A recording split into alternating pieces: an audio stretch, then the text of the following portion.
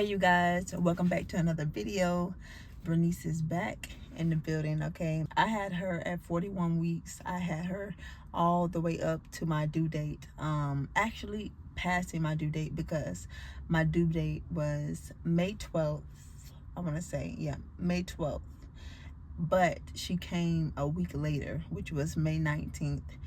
Things went downhill, problems with breathing and things like that, so I had to take her to a pediatrician.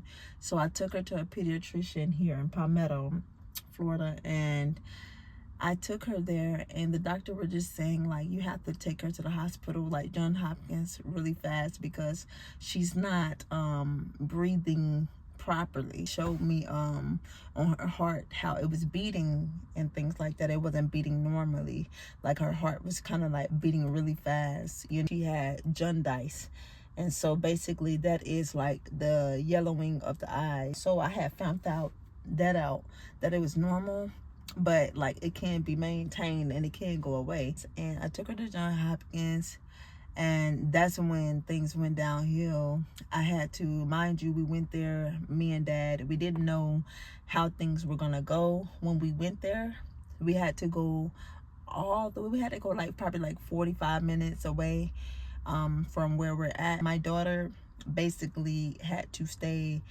at the hospital because it was very emergency for my daughter to stay at this hospital, and you know, for them to do what they had to do. So then proceed of doing that, when they told us, like, your daughter has to stay here, and is it urgent, like, you know, you have to keep her here because we have to monitor your daughter. And we didn't think that it was as serious as it was, but apparently was. So mind you, my daughter is 2 months and she just had turned 3 months in the hospital. So they broke it to us that she had to have surgery, and open heart surgery. Sweet, beautiful little girl, y'all. My baby was going through a lot. I'm not gonna lie to you. She holds her heart up and things like that. And so that was one surgery. The second surgery was where they had to cut her intestines. Because her bowels wasn't, you know, properly running and things like that, like ours would naturally. You know what I'm saying? Is, yes, my daughter had to go through a second surgery at that time, and so that was very difficult for me, y'all. I'm not even gonna lie to you. Like, when I had my daughter, like, everything went downhill, and I had to go through a lot with my daughter. And I was only probably like 23, 24 at the time. I was a very young mom, and we're young parents. Okay, so yeah, like, we had to go through all of that, and we stayed at the hospital for about two straight months. And y'all, I'm gonna tell you, that was so hard to do.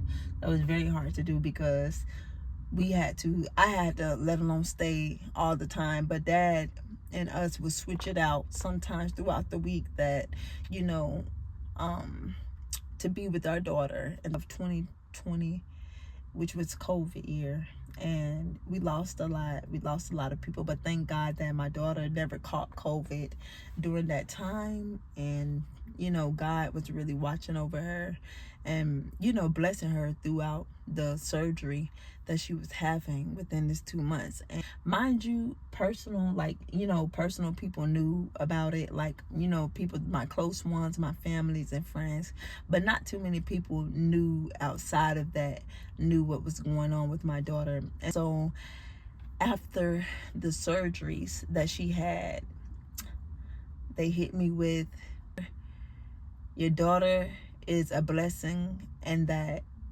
basically my daughter had to be she was diagnosed with biliary atresia, which was the cost of them cutting her intestines for her bowels to flow properly. You know what I'm saying? And so that cost my daughter to take medicine every day. So she had about like 5 medicines, y'all, when she was like 2 or 3 months, and she was only just 3 months, y'all. She was a baby. And so I had to take a lot of things in personally. As a mother, I had to really grasp everything that was going on with my daughter and things like that. Like I said, I went through it all, you know, emergency C-section with her. And just to know that, you know, my daughter had biliary atresia out of, I think, out of I don't really know the actual number, but I know it was probably like 1.2 billion out of 1.2 billion kids have biliary atresia. Causes my daughter's stomach to be big and swollen, so that's a part of the biliary atresia, but you wouldn't notice it on her now. But like I said, God blessed me with that, because during that surgery time I was so hurt, but I kept on praying to God and saying that, like, Lord, watch over my baby, you know, like, be there for my baby, because she was going through so much. And not only that she was going through so much, mom and dad was going through a lot too as well. That's why, you know, it is a very sensitive subject, but, you know, I'm here to let any one of y'all know, if y'all having trouble with y'all babies, or y'all have sick babies, or have babies that are diagnosed with things, it's okay, because God got it, you know, watch over them. And the fact that the doctor told me that, you know, your daughter didn't get the bad part of biliary atresia, she got the good part of the biliary atresia. He said that is rare to have. He looked at me, he said, Mama and Daddy, he said, y'all are blessed to know that your daughter, even though that, in spite of the diagnosis of that, and in spite of the 2 and 3 surgeries that she had to have at 3 months old, like, she made it through, and that she had the good part of it. To be thankful for that. You should be very thankful that she got the good part of it, because most kids that have biliary atresia don't, you know, live till about 10 years old or 11 years old. The devil was a liar.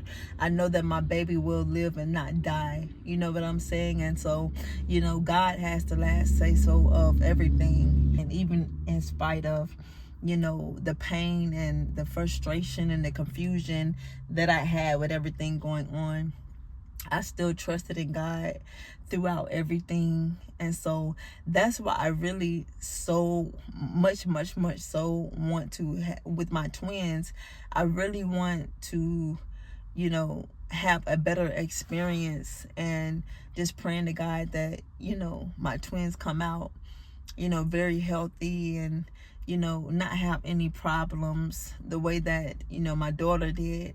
I know that it's a lot of parents out there like me that are struggling with, you know, their kids going through a lot, and it is hard. It ain't nothing easy about having a sick kid. It ain't nothing easy about you know, dealing with those things, because it's a lot. So you have to keep in mind that, you know, yes, my daughter, yes, my son has this or that, but he will live, she will live, and shall not die, in the almighty name of Jesus.